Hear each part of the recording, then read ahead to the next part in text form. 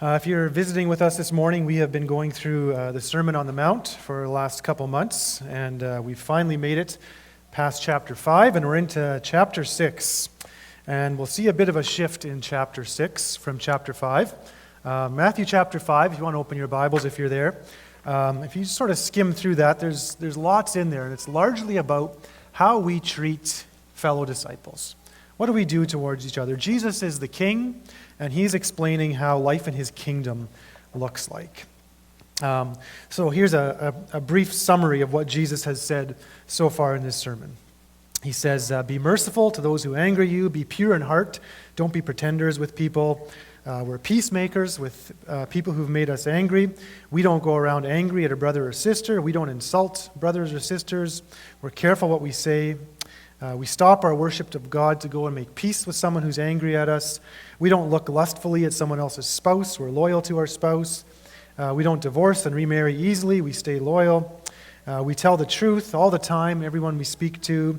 We don't hit back when we're insulted. We don't always need to get our rights. We live generously. We lend to those who want to borrow. We're kind and courteous to our enemies as God is to his enemies. And that's sort of what Jesus is going through in chapter 5. And chapter 6 is now a bit of a shift from how we treat each other, in some ways, to now how we treat God himself. And in this section, there's 3 parallel sections, and they all follow the same pattern. They're on giving, praying, and fasting. And each one, Jesus says, here's a righteous act to do. Don't do it in this way, which is to be seen by others. Instead, do it in secret, and you'll get a reward from God. He does that all 3 times with giving, praying, and fasting.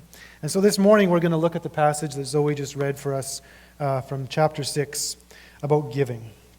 And verse 1 is really the theme. He says, be careful not to practice your righteousness in front of others to be seen by them. If you do, you will have no reward from your Father in heaven. So there's lots of acts of righteousness that Jesus could have used as an example.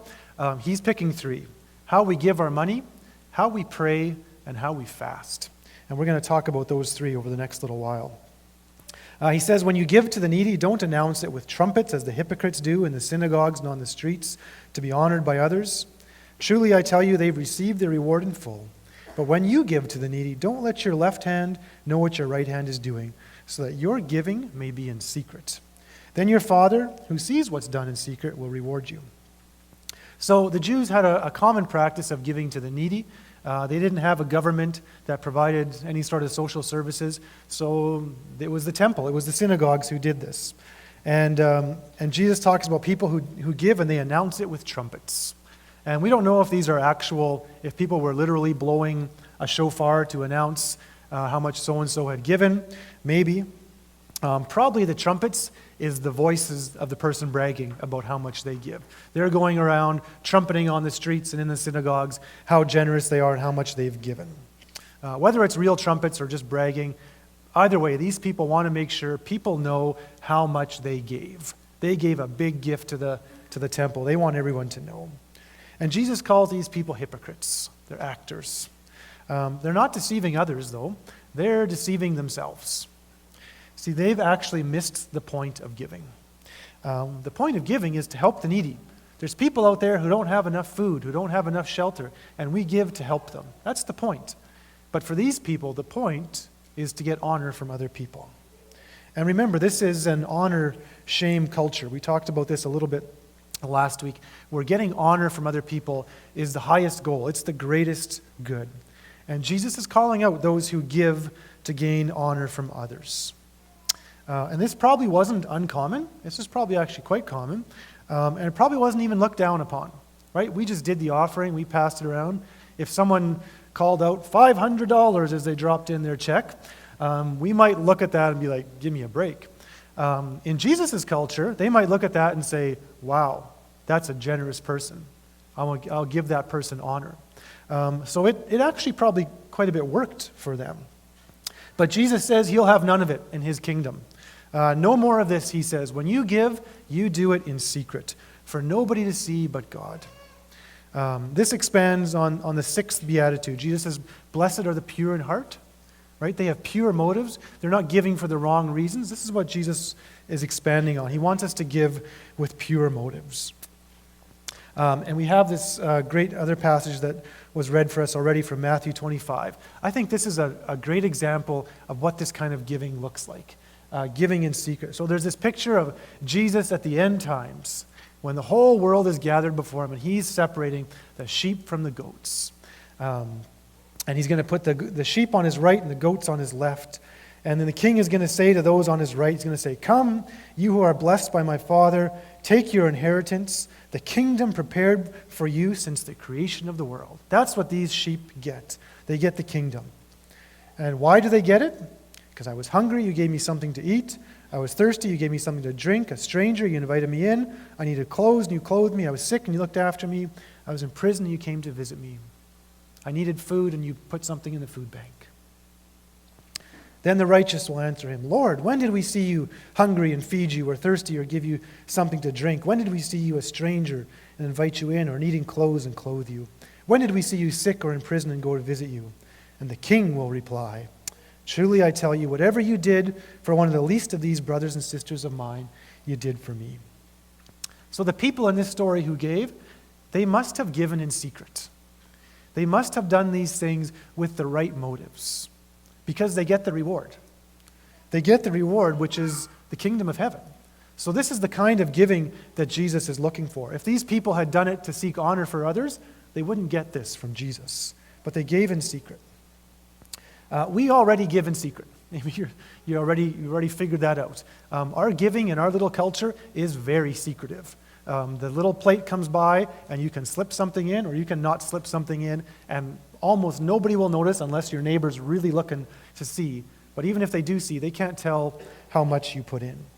Nobody's announcing how much they put in, or that they, I'm just going to put my lobster in the food bank here this evening or whatever, No one's boasting about how much they're giving. But probably some of us would like to be recognized as givers. Some of us really wouldn't want our giving to be known in the church because we give so little. Some of us give a lot. And we would love it if we had a whole list of everybody in the church who's given this year and how much they gave, because we know our name would be close to the top. We would like people to know how generous we are. There's something in us. I remember when I was a kid, I don't know how old I was, maybe 10, I'll just say 10 for the sake of the story, and I grew pumpkins that year. And I decided I was going to sell my pumpkins at the end of the lane in September or whatever for 25 cents a pumpkin. That was the going rate back then. And I had this great plan. I was going to go out there for the whole day, and I was going to sell pumpkins, and I was going to get this money. And I was going to go to church on Sunday, and I was going to go through the whole service. And I don't know if your church ever used to do this, but at my church, the pastor always stood at the door going outside, so you couldn't get out without getting past the pastor, and you always had to shake his hand and say, "Good sermon, pastor," and off you would go. And so I had a plan as a 10-year-old. I would go to church and everything would be fine. And as I was leaving, as I was going out the door, I'd shake the pastor's hand and I'd give him this envelope. I sold pumpkins and I want to give this money to the church. That was my plan, because I thought, oh, that's going to look good. And the pastor's going to be so impressed this little kid did this and whatever. And I think I told my parents about the plan, and they talked me out of it and said, "You can just drop it in the offering plate. That'll be good." But there's something in us that wants this, right? If we give, even if it's, and I remember, it was $6.25. I don't know how I remember that. I don't remember anything else in my life, but I remember that. Even if it's $6.25, we want people to know that we're givers, that we're doing this. Jesus says, "I'll have none of that in my kingdom."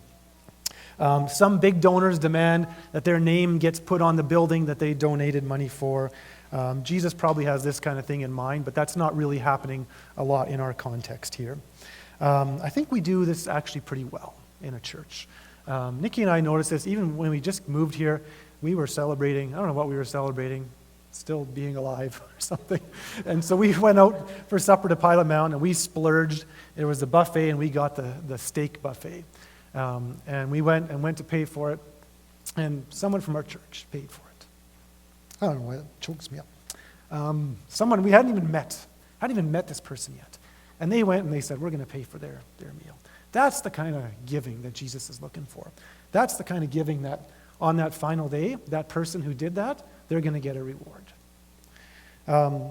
So I think for the most part, we do this well, this giving thing in secret. I don't see a lot of people boasting about what they give. But what does apply to us is any sort of act of righteousness. It's not just giving. All the good things that we do we do them for people or do we do them for God? And this warning is for all of us then. Whatever we do it for the Father, not for people. We do desire the approval of others. We like this. We do want other people to know about the good things that we're doing. We want their applause. It can feel really good, even especially publicly, when someone gets up here and says, hey, so-and-so did such and such. It feels good. We like that thing, especially if we don't get much of it in our life. And on the flip side, it can feel really bad if we don't get that. Or if we get the opposite, if someone comes up here and says all the bad things you've done and your sins are paraded for everyone, we really try to avoid those kind of situations. We don't like it when our deeds go unnoticed. We want to be noticed. I've done a lot of weddings in my life, and if you've ever done a wedding, it's a lot. You meet with the couple 4 or 5 times for a couple hours at a time. You do all this premarital counseling. You plan out a whole service. You do the rehearsal dinner on Friday night. And then on the Saturday, you do the whole wedding, and you're planning it all out.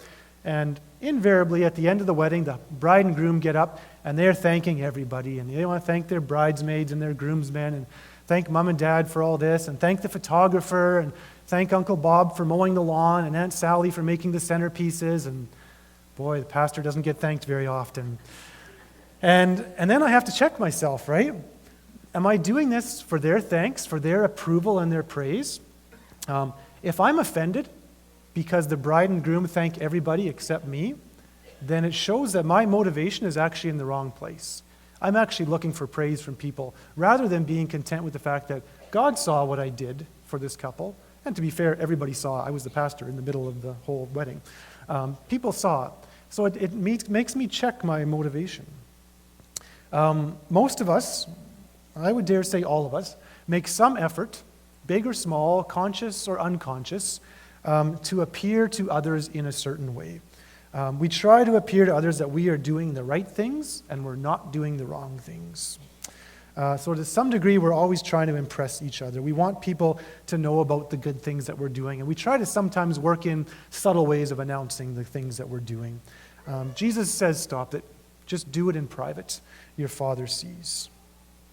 Now, there's some acts of righteousness that we do that are public by their very nature. I think preaching is an act of righteousness. It's a good thing to do. I can't do it all by myself at home. Maybe you wish I did, but I can't. And before I was a pastor, I visited a lot of churches, and almost every Sunday, as I was driving out to that church, and in this one included, I would always pray the same prayer. Lord, if people come up to me after this service and they say, wow, what a good sermon, what a great preacher you are, that's so good. If that happens, please don't let it go to my head. And if the opposite happens, where nobody compliments me and no one says anything good, please don't let me lose heart. I would pray that regularly before I preached, because I know how susceptible I am to people's praise or their lack of praise. And so I asked, God, would you guard me against that? And there's other things that we do publicly, like leading worship or teaching Sunday school, scripture reading, giving a testimony, being in a drama, other speaking roles. We have to be really careful which audience we have in mind. People's approval or their lack of it shouldn't influence us. And Jesus isn't saying, watch out for this in other people. He's not saying, watch out for your pastor, that he's not doing it for praise, or watch out for your worship leaders. He's saying, watch out in you. Watch out that you're not doing this, because you might actually be looking for people's approval and their praise. So I want to give you 4 signs that you can do a sort of a check on yourself to see if you have a motivation problem in the good things that you're doing. We're all doing good things. I see so many good things going on. Number 1, grumbling or complaining when our righteous acts aren't acknowledged. When I do a wedding and they don't thank me, and I go home and saying, they thanked Uncle Bob and Aunt Sally, and they didn't even thank me, that's a sign that my motivation is misplaced. It's in the wrong spot. When we grumble, we complain that no one thanks me for what I did. Or jealousy and envy when others are.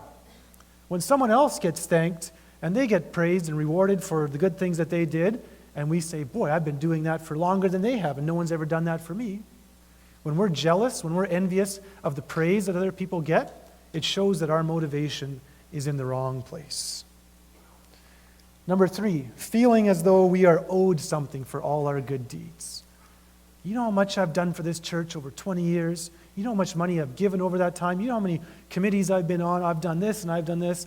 They should at least give me this. Or how this person, I've helped this person for 15 years. I've given them this and this and this, and I've done all this for them. They should at least give me this. When we feel like we're owed something, it shows that our motivation is in the wrong place.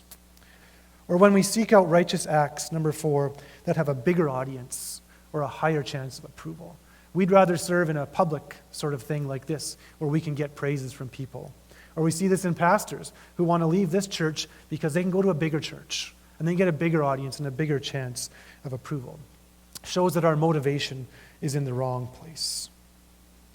So I want to say this doesn't mean we don't encourage each other. Sometimes people from Mennonite backgrounds struggle with this. We don't want to praise anybody too much. We don't want to let it go to their head. I'm not saying that at all. I just think we need to continue to encourage each other and honor each other. That's all good. But we don't live for that. We don't live for the encouragements of other people or their praises or their thanks. We live for an audience of one. So whenever possible, we do things in secret because God sees. Doesn't matter if others see, but God sees. And then there's rewards. This reward language is interesting. It shows up a number of places in the Gospels. Jesus says those who do their acts of righteousness for earthly audiences, if you did it because you wanted people to praise you, then Jesus says you've got your reward. If you wanted people to say, oh, wow, you're a generous giver. Oh, man, you do so many good things. If that's what you're looking for, then Jesus says you've got it, but that's all you get. You forfeit the Father's reward. And by contrast, those who do their acts of righteousness in secret, they only care what the Father sees and not what others, they get a reward from the Father in heaven. The praises from earthly people don't matter. They don't care if you like what they did or not. They weren't doing it for you. They were doing it for their Father to see. The reward language is interesting. Jesus is not into altruism. Altruism is a fancy word. Basically means doing something good even though there's no benefit to you. You're doing something good just for the sake of doing something good. And people debate whether this could even exist because you always get something back in return, even if it's a good feeling of helping someone or whatever. Jesus doesn't do that. He doesn't say, do the right thing because it's the right thing to do. He says, do the right thing because I'll reward you, or the Father will reward you. Jesus is just fine throwing out this language. It seems almost unchristian to say, do a good thing because you're going to get a reward. But Jesus says it. You do this, Jesus says, and I'll make sure you're compensated. You do it in secret, the Father sees, and He's going to reward you. And if we think this is too much about what we do and not about our heart, I would say you can't do this without your heart being in the right place. This is very much about what we do and our heart all in one. And it's not works righteousness either. It's not Jesus saying, if you do enough good things, you'll be saved. Not at all. Jesus is saying, we're going to live in God's world, God's way. God is the judge, and God cares about what we do, good and bad. Jesus doesn't tell us here what the rewards are, only who gives them, and it's the Father. The rewards are probably the Beatitudes. Remember when we went through the Beatitudes, we found all these wonderful things. We get the kingdom of heaven, we get to be comforted, we inherit the earth, we're satisfied, we receive mercy, we get to see God, we get to be called children of God. So if you look at that list, compare that to some people saying, oh wow, you're a good person. Would you rather have the oh wow from so-and-so, or would you rather have that? I'll take that anytime. This doesn't come immediately. This one comes immediately. Right now, I do a good thing. They say, wow, you did a good thing. This one we have to wait for. But it's so much better. It's so much higher what God is offering. So the question is, who's the judge of our lives? Is it people or is it God? And we know we're not supposed to judge others, right? That's going to come up in the next chapter. But in this context, we are not to seek the judgment of others. Some of us want to be judged by others. We know we got lots of good stuff. You go ahead and judge me. You'll see all the good things that I've got going on. We desire that. Jesus says, don't do that. Don't live for their approval.